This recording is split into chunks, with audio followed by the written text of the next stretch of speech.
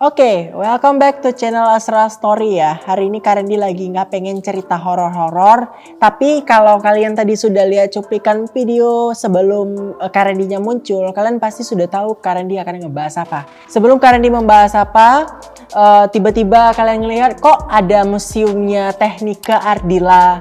Nah, jangan lupa like, komen, dan subscribe dulu channel ini serta di-share, berikan masukan. Oke, nggak perlu lama-lama, kita langsung masuk ke titik poinnya.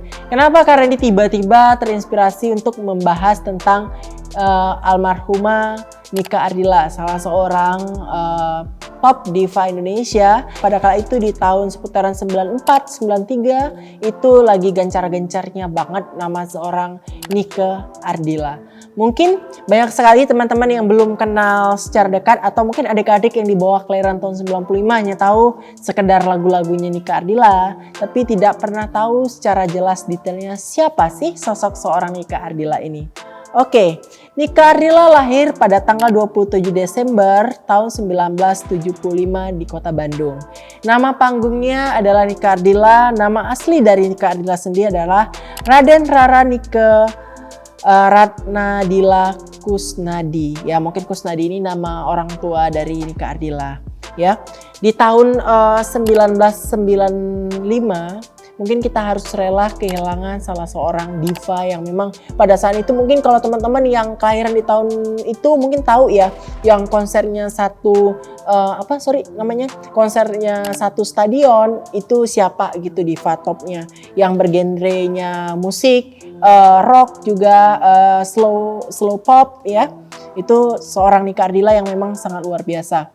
Tapi perlu teman-teman ketahui, sosok Nika Ardila adalah sosok yang mungkin dikenal sangat akrab kepada semua orang, orangnya cantik, orangnya baik, orangnya humble kepada setiap orang yang dia jumpai. Bahkan kemarin kenapa kalian bisa lihat tiba-tiba ada Kak Randy di Museum Nika Ardila. Jadi ceritanya tadi di segmen sebelumnya kan Kak Randy bilang Kak Randy sempat perjalanan ke Bandung tuh waktu kita ngebahas Cipularang. Nah, Kak Randy itu mengunjungi museumnya Nika Ardila. Jadi pada saat Kak Randy datang ke sana, karena dimasuk ke Museum Nika Ardila, di sana banyak sekali barang-barang Teknika.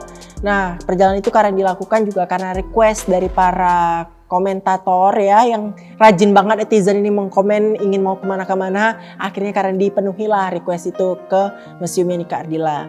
Ya, jadi di sana banyak sekali barang-barang peninggalan beliau, dari pintu asli, dari mobil. Nah, tapi kenapa sih bisa timbul museum? Kenapa sih Nika Ardila meninggal? Nah, mungkin teman-teman yang udah tahu Nika meninggal itu karena kecelakaan, tapi di sini Kak Randy lebih ingin detail bahasnya tentang kecelakaan Nika Ardila ini.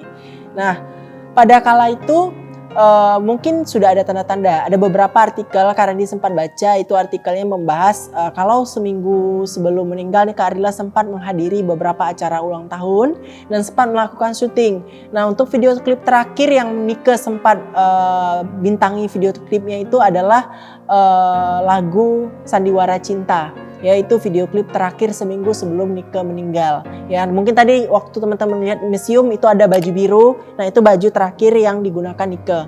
Nah, seminggu itu tingkah banyak sekali artikel yang Kak Randy baca dari beberapa YouTuber juga yang sudah membahas tentang Teknika.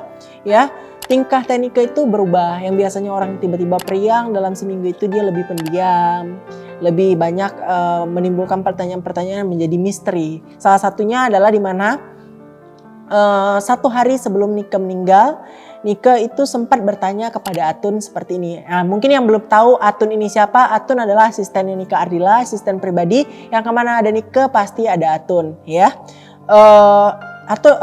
Nikanya tuh bertanya ke Atun, Atun, apabila suatu saat nanti kalau Nika udah tidak bisa lagi bersama Atun gimana? Nah, Atun mungkin yang nggak begitu paham ya apa maksudnya dari si Nika ini mengatakan seperti itu.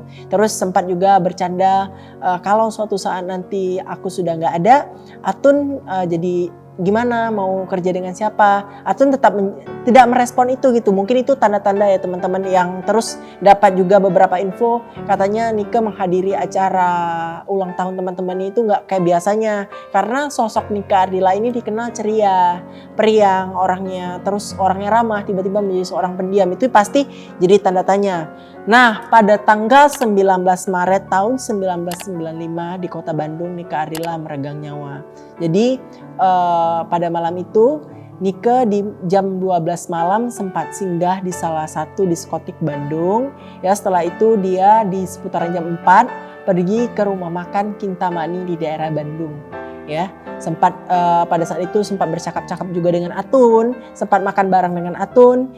Ya, jadi ada percakapan di mana pada saat Nike mau nyetir, Atunnya sempat bilang biar saya saja teh yang menyetir. Tapi Nike bilang jangan, kamu capek, besok kita harus syuting lagi. Jadi akhirnya Nike tetap kekeh ingin menyetir. Ya, terus pada pukul 6.15 ya terjadilah kecelakaan mobil Civic yang berwarna hitam menabrak pembatas jalan setinggi 1 meter di Jalan Raden Edi Marta Dinata di kota Bandung ya, nomor 215. Karena ini belum sempat ke tempat kecelakaan itu, tapi ada beberapa artikel yang karena dilihat tempat itu sekarang udah jadi perbatasan warung ya. Padahal itu momen penting harusnya diabadikan oleh warga Bandung. Disitulah Nike atau diva pop Indonesia meregang nyawa dalam kondisi terjepit. Ya mungkin tadi ada sempat fotonya, ini karena ditayangin lagi foto. Jadi foto ini diambil memang benar-benar pintu asli diva kita meregang nyawa. Jadi di pintu inilah saksi bisunya gitu. Nah, apa yang menjadi unik atau apa yang menjadi misteri dari meninggalnya seorang Nike Ardila? Banyak sekali teori-teori konspirasi yang timbul. Di antaranya ada yang mengatakan Nike Ardila sedang dalam kondisi mabuk saat membawa kendaraan. Itu juga masih tanda tanya. Sementara saat Atun sadar, Atun menjelaskan ke warganet Nike tidak mabuk malam itu dan Nike masih baik-baik saja dalam kondisi. Berarti dalam kondisi Nike ini bagus. Teori konspirasi yang kedua, ada yang mengatakan bahwa Nike kecelakaan itu adalah sebuah rencana. Karena Atun sempat mengatakan bahwa ada salah satu mobil berwarna merah yang menyelip mereka sehingga Nike panik dan membanting setir untuk menabrak pembatas jalan. Ya, jadi ada yang mengatakan teori konspirasinya Nike ini kecelakaan settingan, memang sudah direncanakan. Dan ada juga teori konspirasi yang mengatakan di mana rem dari kendaraannya Nike Ardila itu blong. Jadi pada saat direm, remnya itu tidak berfungsi. Ya, ini masih teori konspirasi, teman-teman tetap menjadi misteri. Tapi tanda-tanda seorang diva ini mau meninggal memang sudah terlihat dari penjelasan beberapa teman-teman kerabat dekatnya. Sudah mengatakan ada perbedaan sih sebenarnya. Dan terakhir kali dia juga sempat pamit ke mamanya mengatakan seperti ini kurang lebih.